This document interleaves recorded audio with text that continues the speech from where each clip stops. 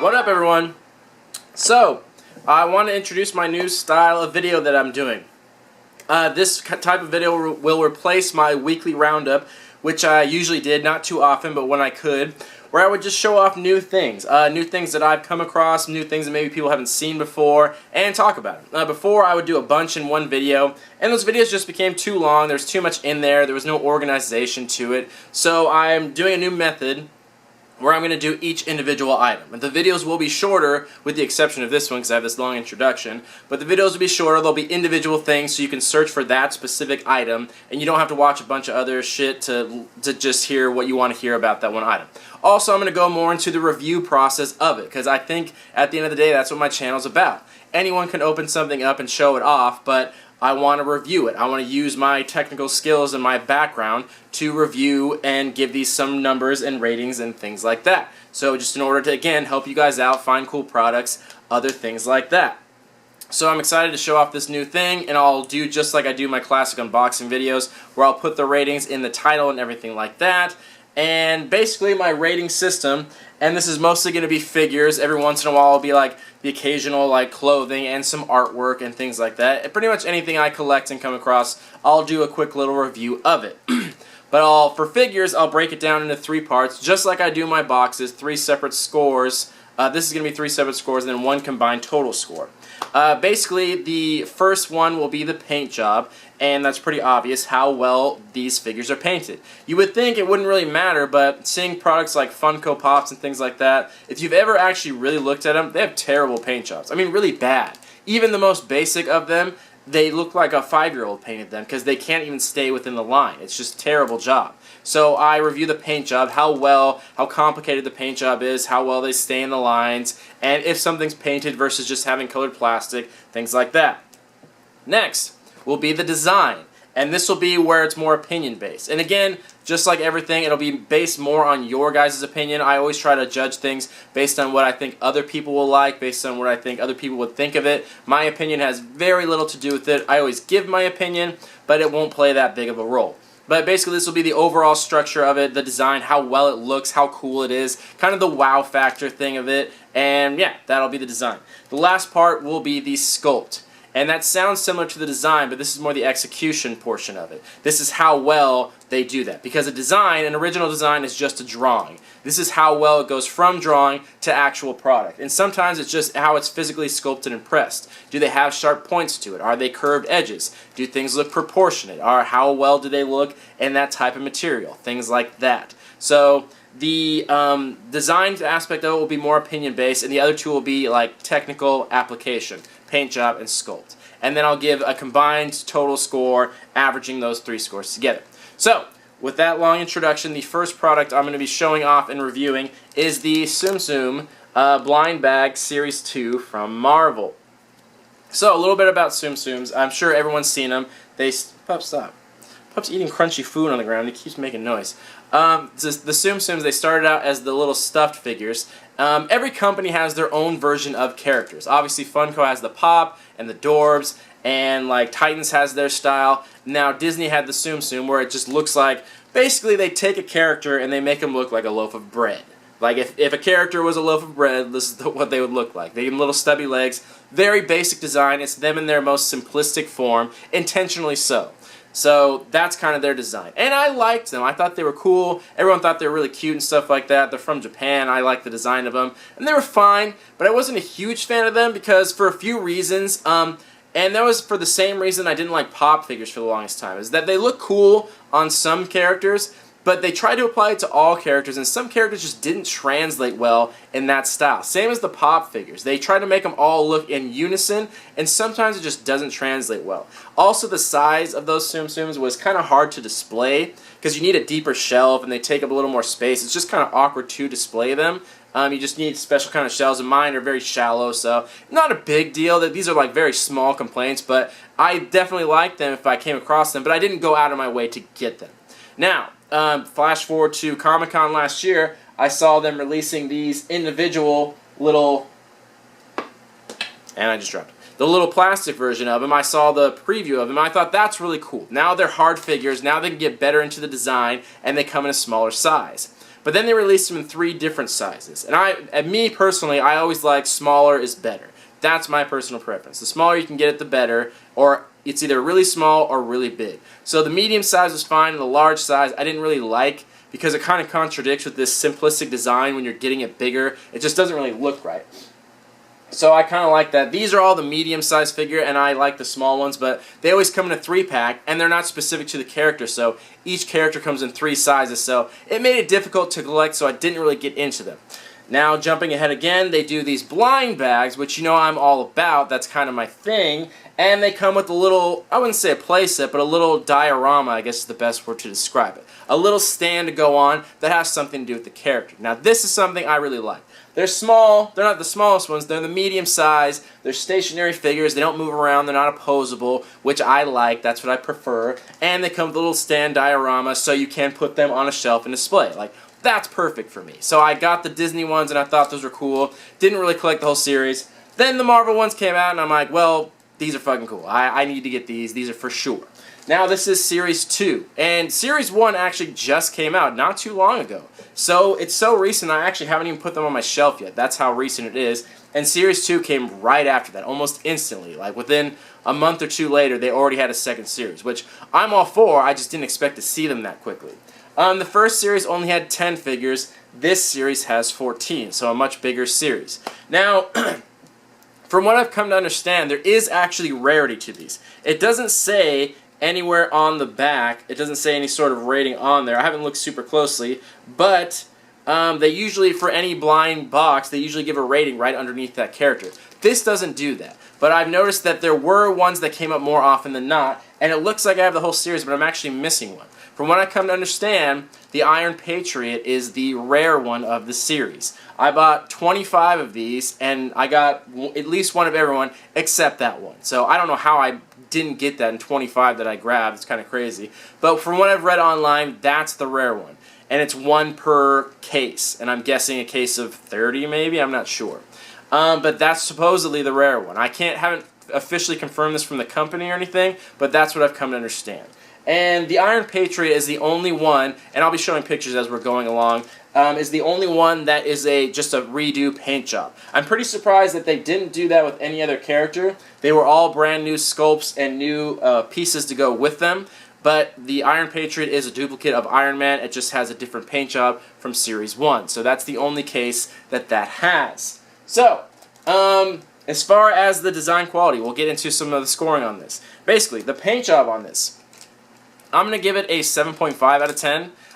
The paint job, they did fine. It wasn't bad at all, but it wasn't great either. It's pretty easy for them to paint these because the paint job is very, very simplistic. And some of the designs that go on the back of the characters, like Venom, for example, there's no lines there, so if I can get a close-up of it.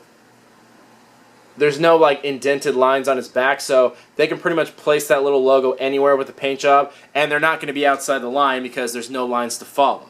The only place where it's a real problem is if you look closely at the eyes, there's actually indentations on there, and you can see where they go a little bit outside the lines there. But the paint job's not crazy anyway, so even when they do go outside the lines, it's not that big of a deal. So that's why it gets a 7.5, because they do a pretty good job staying in the lines, staying congruent with the other colors of the figure, but they make it kind of easy on themselves, so their paint job isn't like super impressive. It's not like it was very difficult to do. So that's why it gets that good score, good job, I like it, but nothing crazy impressive. Now, the design aspect of it. The design aspect I really like. That's what drew me to these. I think it's really cool. Some people don't like the simplistic style. That's why people don't like the Dorbs and things like that, because it's too simplistic and people say it looks like Happy Meal toys. I don't see that as a bad thing.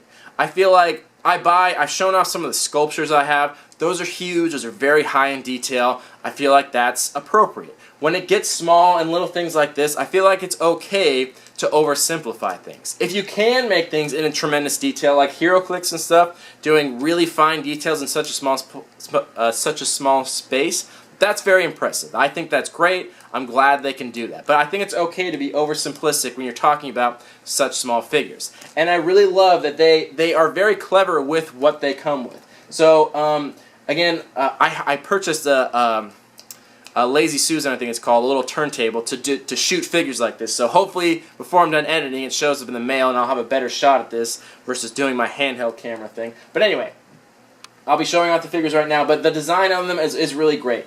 And they've done a good job at pairing up things with them. Like they have Red Skull here, has the Hydra symbol, which I think is really cool. Iron Spider has his Iron Spider legs, which is awesome. And even Black Panther, they just have like two little panthers holding him. I just feel like they were very clever about what they got to match with that figure. Most of these figures I wouldn't think would have one because I couldn't think what kind of stand they would have, but they were really cool about it.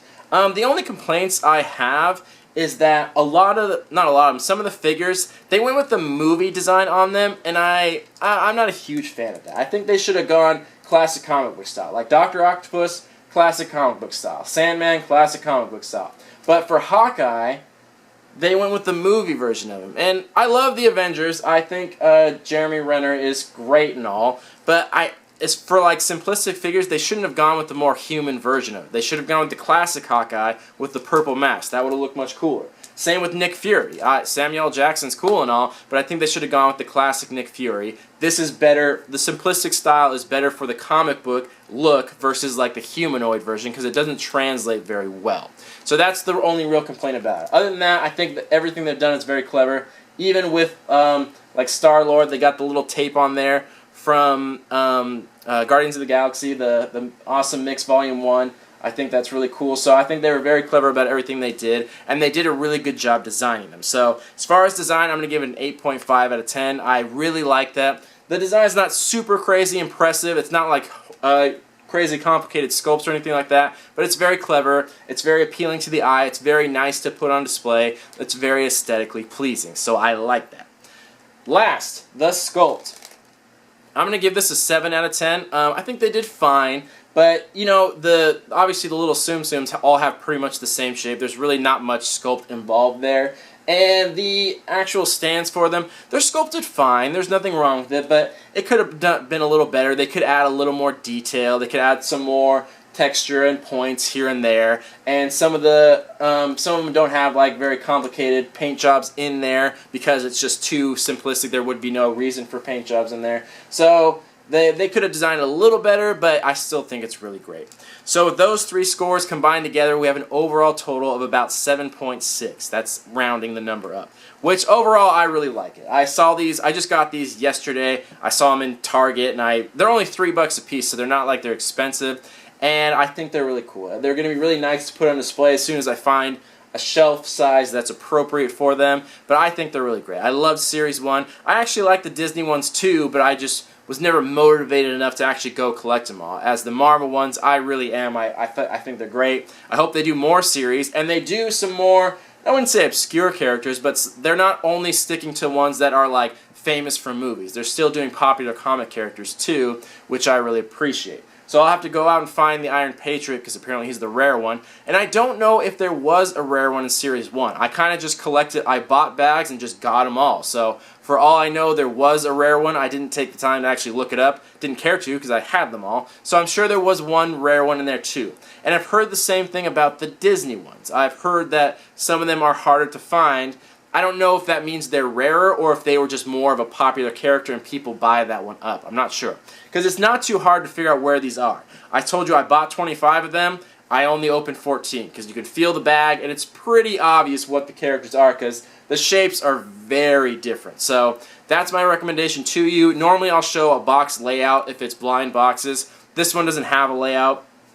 You basically would just, whenever you see one, buy the whole case, feel it out, pick out one of each one you need, go return the rest to wherever you bought them. There's nothing against that as long as you don't open them. It's not breaking the law. It's not cheating or anything like that. You're not stealing. It's just fair game, in my opinion. So that's what I would recommend doing. And then there's usually 2 of each one. Then go leave that case for someone else to rifle through it. And yeah, that's the best advice I have for you on that. One more thing I'd like your guys' opinion on before we move on. First of all, your opinion of this new style and the new rating system. I'm going to try to put more editing in this. I'm going to try to edit more pictures and make this a little more interesting as I'm talking. But as far as unboxings, I've watched people, not this one, but blind boxes, I've watched people actually do unboxing of those figures. Me, in my opinion, I think that's boring. I don't want to like watch someone literally open packages. I just want to see what's in them. But that's just me. I thought the same thing about the monthly boxes, but everyone said they want to see me unbox it. So I said, okay. Same with these. If you guys would like to see me unbox these figures, then just tell me so. I'm more than happy to, and to do it live in this video. It'll make it longer, but if that's what you guys would like to see, I'm more than happy to do it. Until I hear differently, I'm just going to keep opening them beforehand and having my review ready to go to save time. But again, let me know what you guys like. So, this has been my new style of review. This has been my new, the first one I've done. I have a lot of new types of figures that I've come across. A lot of new blind boxes that I've come across. Ones you've probably never seen before that I do want to talk about. It's going to be hard where I'm going to have time to fit these videos in with all the monthly boxes. I'm already a little bit behind. So they may be sporadic, but I do want to do more of these because I have a lot of stuff I'd like to show off. And like I said, in the future, they will be shorter because I won't talk as much about what I'm doing. Anyway. Let me know what you guys think about this video. Let me know what you guys think about the figures, what you'd like to see, what you'd like me to do. Let's talk about it in the comments. Again, thank you all for watching. This has been Marvel Tsum Tsum's Mystery Bag Series 2, 7.6 out of 10. See you guys in the next video. Love y'all. Peace.